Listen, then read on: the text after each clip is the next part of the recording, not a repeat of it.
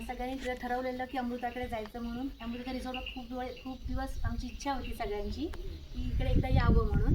अमृता नेहमी म्हणायची की आमचा रिसॉर्ट बघायला या म्हणून. मग एकदा ठरवलं आणि इतकी सुंदर दिवस गेला.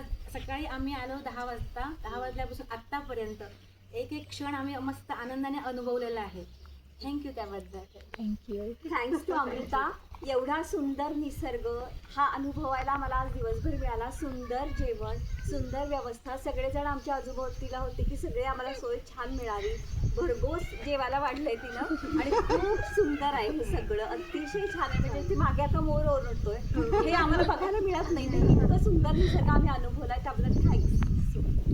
इतका दिवस चांगला गेला की अमृताला कमिट केलं की पुढच्या 2 महिन्यात अजून एकदा प्लॅनिंग होणार आहे.